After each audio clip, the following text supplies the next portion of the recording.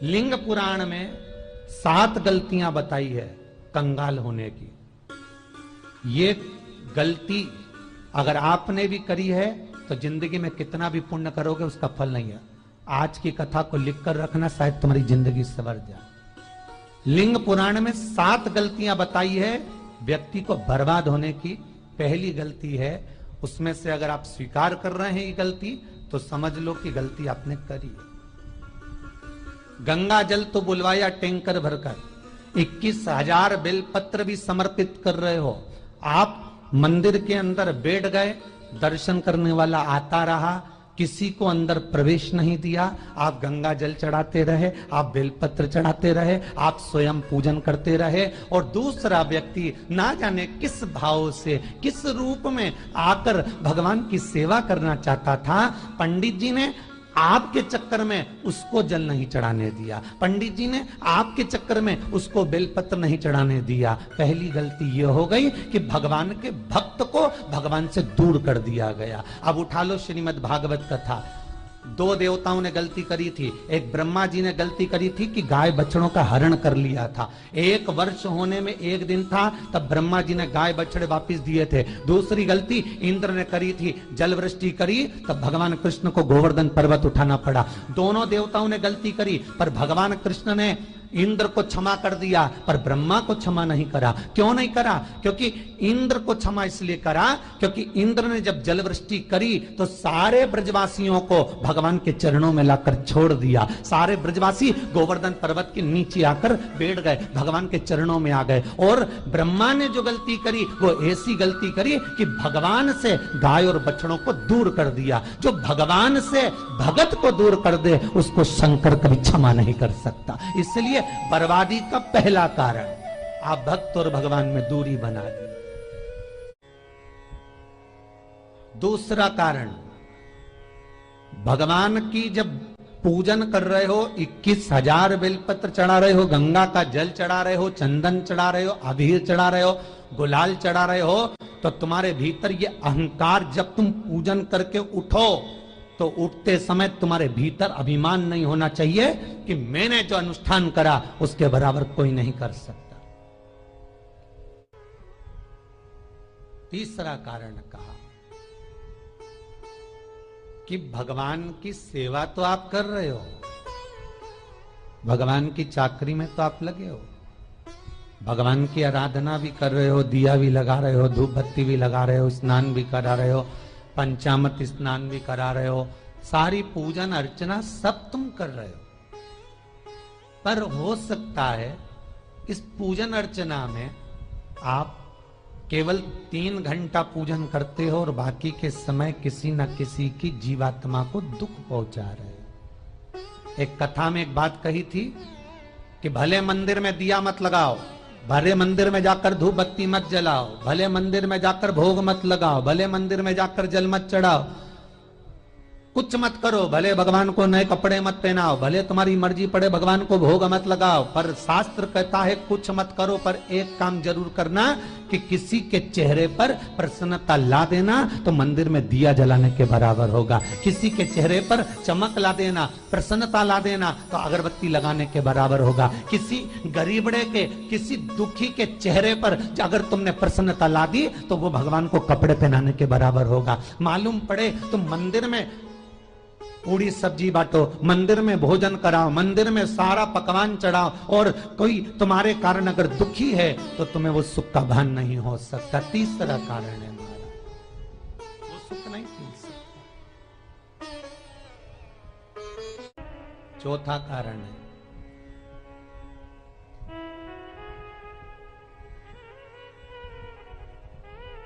महाराज,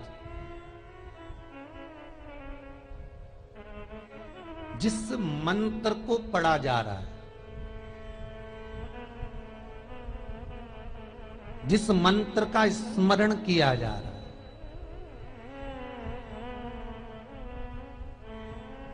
जिस भगवान की माला को हम जप रहे हैं, हम पाठ कर रहे हैं, उसमें त्रुटि। उठा लीजिए दुर्गा सप्तशती।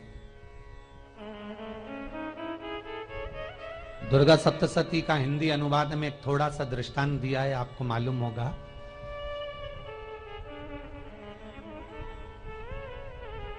एक जजमान सप्तशती का पाठ कराते थे नवरात्रे में। नवरात्रे पूरे होते थे और उनकी पत्नी मर जाती थी। सप्तशती के अंदर लिखा है, बहुत ध्यान से सुनिएगा। दुर्गा सप्तशती का पाठ कराते थे और पत्नी नवरात्रे के बाद 4 महीना 3 महीने के बाद मर जाती थी। बहुत दुखी था सेठ। एक शादी करी, दूसरी करी, तीसरी करी, चौथी करी, चौथी पत्नी भी मर गई। बहुत दुख हुआ। आज वो गुरुजी के पास चले गया, गुरुदेव, गुरुजी, गुरुदेव, गुरुदेव। गुरुजी बोले क्या हो गया? सेठ जी बहुत दिनों के बाद आ रहे हो, क्या बात है गुरुदेव? मेरे को एक बात समझ में नहीं आती कि मैं नवरात्रे में सप्तशती का पाठ कराता हूं, देवी जी का यज्ञ करवाता हूं, माता रानी को चूनर पहनाता हूं, उनको सुंदर बिछुड़ी, पायल, चुनरी सब पहनाता हूं, कन्याओं का भोजन करवाता हूं, भंडारा करवाता हूं, जवारे बोता हूं, अखंड ज्योत लगाता हूं, पर नवरात्रि जैसी पूरी होती है उसके 2 महीने 3 महीने बाद मेरी पत्नी क्यों मर जाती है? 4 पत्नियां मेरी मर चुकी हैं, 5वीं मैंने शादी करी है। गुरुदेव आप कृपा करिएगा, कुछ तो बता दीजिए, कुछ करुणा कर दीजिए। गुरुजी बोले जब तू सब कुछ अच्छा कर रहा है, जोत भी जला रहा है, कन्या भोज भी करा रहा है, चुनरी भी चढ़ा रहा है, भंडारा भी कर रहा है, जोत भी लगा रहा है, जवारे भी बो रहा है, माता रानी की सेवा भी कर रहा है, अखंड रात्रि व्रत कर रहा है, सब कुछ तूने करा, यज्ञ भी करा, फिर तेरी पत्नी क्यों मर सकती है? ऐसा हो ही नहीं सकता। नहीं गुरुदेव, मेरी 5वीं शादी है गुरुदेव, अब की बार आप कृपा करिए। गुरुजी ने कहा तेरे पंडित जी को अनुष्ठान पर बुला, मैं कमरे में बैठकर सुनूंगा सप्तशती का पाठ, तब मैं ध्यान करूंगा। गुरुजी अंदर के कमरे में जाकर बैठ गए, ब्राह्मण पाठ करना प्रारंभ करा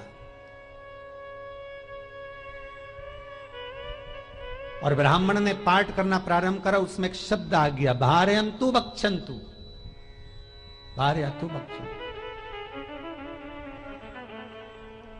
उसमें बोलना था भय पीड़ा को, हे जगत जननी तू भक्षण कर जा, पर ब्राह्मण बोलता था भार्या तू भक्षण तू, मेरी पत्नी को, मेरी भार्या को तू भक्षण कर दे। पंडित जी जैसे ही बोले गुरुजी बाहर निकल कर आ गए। पंडित जी को रोका, रुकिए गुरुदेव, आप हर साल अनुष्ठान कर रहे हो जजमान के यहाँ और बोल देते हो भार्या तू भक्षण तू, हे देवी तू मेरी पत्नी को खा जा, तो माँ हर बार उस पत्नी को निगल जाती है। निवेदन है, शब्द सुधार लीजिए, शब्द ठीक है।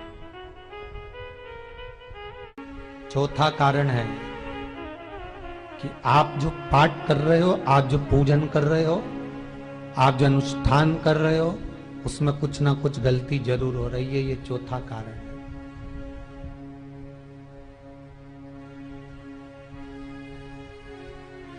एक बार पूरे घर के लोगों को बिठाओ, अपने घर के लोगों को, मम्मी से पूछना, मम्मी तुम कौन कौन सा पाठ करती हो? एक बार मम्मी से पूछना। फिर एक बार पापा से पूछना, पापा आप कौन कौन सा पाठ करते हैं सुबह? फिर बहू से पूछना, भाभी आप कौन कौन सा पाठ करती हो? फिर छोटी दुल्हन से पूछना, छोटी दुल्हन तुम कौन कौन सा पाठ करती हो? भैया आप कौन कौन सा पाठ करते हो? आप कौन कौन सा पाठ करते हो? पूछना। जब घर के अंदर बड़ी बहू अलग तरह का पाठ कर रही है, छोटी बहू अलग तरह का पाठ कर रही है, मंजली बहू अलग तरह का पाठ कर रही है, माँ अलग तरह का पाठ कर रही है, पति अलग तरह का पाठ कर रहा है, तो उसका जो प्रभाव है, कौन सी चीज कहां टकरा रही है, जिसके कारण घर में रोग इतना है कि कोई सही होने वाला ही नहीं है। अब तुम कहो कि सीवर वाले गुरुजी ने उपाय बताया, हमने बहुत करा, पर सही क्यों? तो सही क्यों नहीं हो रहा है? उसका कारण है या तो बड़ी बहू जो पाठ कर रही, या सास जो पाठ कर रही, जो पति जो पाठ कर रहा है, नाते जो भी उस घर के अंदर रहकर जो पाठ अर्चना कर रहा है, उसमें जरूर कुछ ना कुछ ऐसा हो रहा है जिसके कारण वो काम नहीं कर पा रहे। उसमें कुछ ना कुछ गलती हो रही है जिसको तुम समझ नहीं पा रहे, जिसको तुम अपने आप को बहुत विचार करते हो कि मेरे बराबर कोई नहीं कर सकता, मैं शंकर की भगत, मैं राम की भगत, मैं कृष्ण की भगत, मैं जो करती हूं बहुत अच्छा करती हूं, मैंने जो किया बहुत अच्छा करा, पर हो सकता है उसी कारण आपको दुख झेलना पड़ रहा।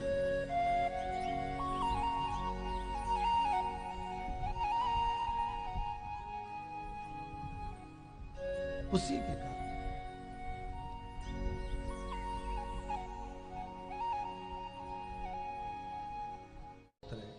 महाराज, हमने जो दान किया, हमने जो पुण्य किया, हमने जो सत्कर्म किया, वो किस जगह पर लगा? पांचवा सूत्र,